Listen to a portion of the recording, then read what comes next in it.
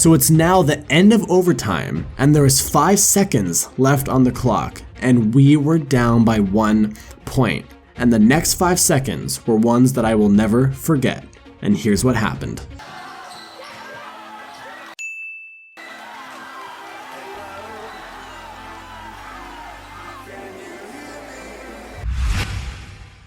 I remember back in high school, there was only one thing that I really wanted, and it was to become one of the popular kids. When I walked into a classroom, I wanted everybody there to know who I was. I wanted the cute girls to notice me and smile at me, but most importantly, I wanted status. And one of the reasons why I wanted status so bad was because I thought that that was the thing that was going to make me happy. I thought that if I had this, I could finally feel good about myself. I wasn't really a super sad or depressed kid or anything like that, but I was a little unhappy and I guess a little lonely. And another reason why I wanted this was because I didn't have the status at the first high school that I attended. At that school, not many people knew who I was. I was kind of like a chameleon who would just kind of blend in with the background. And the only real friend that I had at that time was my basketball, as depressing as that sounds. And I really envied the popular kids. I watched how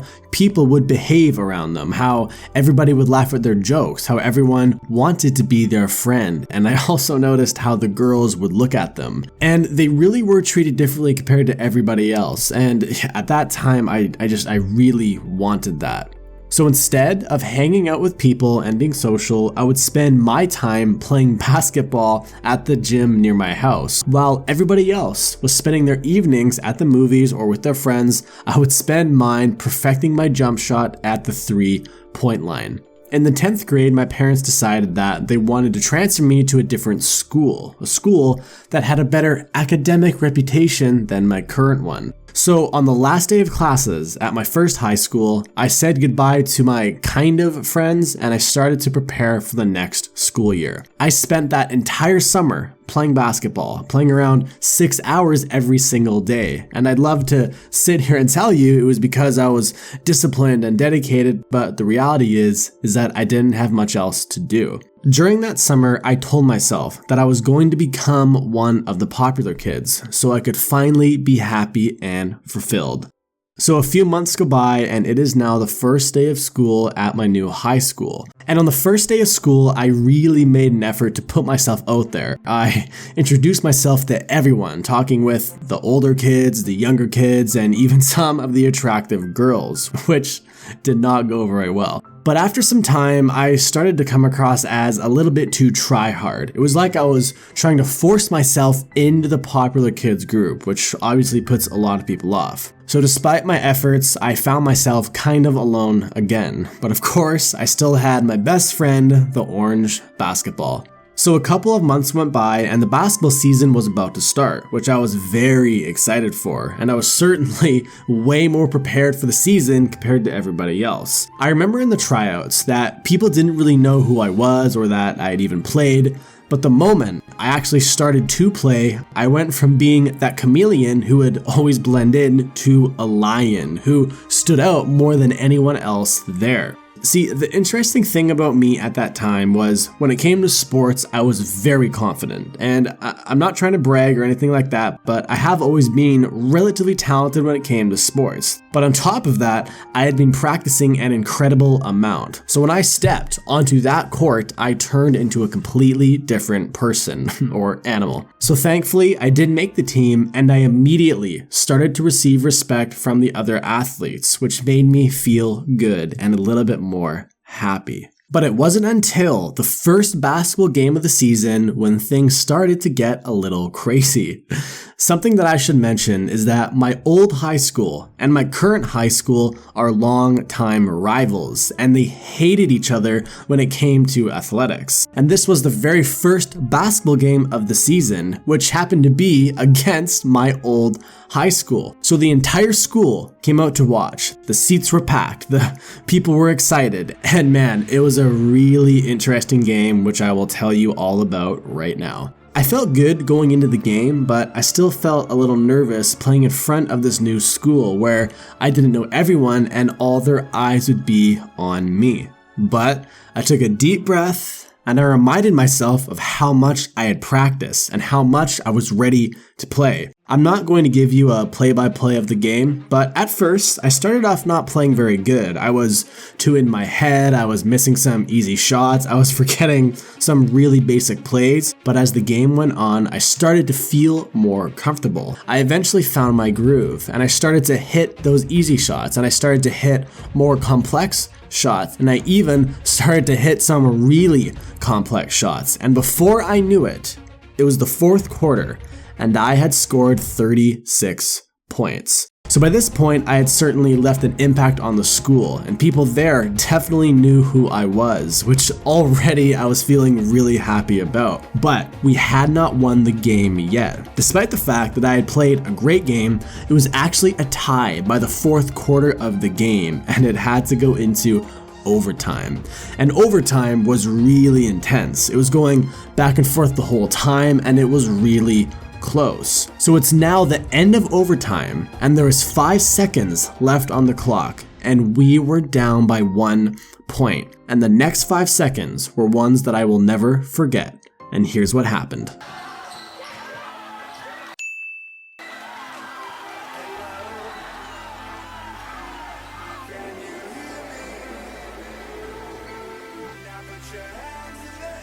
Boom! I had scored the game-winning shot, and for the first time in a long time, I had all eyes on me. It honestly was an amazing moment, and I don't think I'll ever forget it. So the game was over, and of course, I was feeling fantastic. And when I came into school the next day, the entire school basically treated me like a celebrity. I really did become popular overnight. I went from being that chameleon to a lion. I had people from all ages coming up to me and congratulating me on how well I had done. I had girls smiling at me. I had teachers literally shaking my hand. I thought that I had everything that I wanted. And man, my ego was through the roof. I remember every single person who would shake my hand or every girl who would smile at me was like a little hit of endorphins. It literally was like a drug, and I was addicted to this external validation.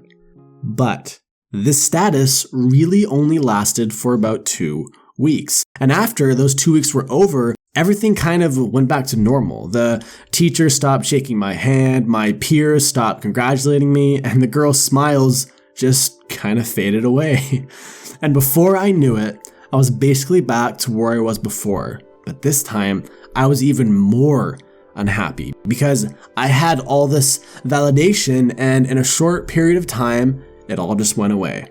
I think some of you are probably wondering, why are you telling me this story? Are you trying to brag about how you were good at basketball or how you were popular in high school for 2 weeks? And that's not at all what I'm doing. The reason why I'm telling you this story is because I think it illustrates a really important point that applies to almost everyone. My biggest problem was that I was relying on other people to dictate my emotions and happiness. I was telling myself I would be happy if I was popular. I would be happy if this person liked me. I was never taking responsibility for my own emotions, like my unhappiness or how I was not fulfilled in my life. I wasn't that happy before the game because not that many people knew who I was. I was happy right after the game because everybody knew who I was. And I was not happy 2 weeks later because a lot of people had forgotten. At no point did I consider the reason why I was not happy or fulfilled was because of something within me. I just assumed it had everything to do with not having certain people in my life. I never told myself, hey, you can be a really happy guy without having people lined up to be your friend. Maybe the problem has nothing to do with them and it's actually within you. And if you're not in high school, here are some more happiness fallacies. I would be happy if I got a raise. I would be happy if I had a six-pack. I would be happy if I had this car. I would be happy if I found someone who loves me. I think it's critical for everyone to understand that if you get your self-worth and happiness from external things or people, you are destined to live a pretty unhappy life. And there are some people who never really learn this, and their whole life is based around chasing external validation and never taking responsibility for their emotions. Don't be one of these people. If you enjoyed this video, please subscribe to the channel.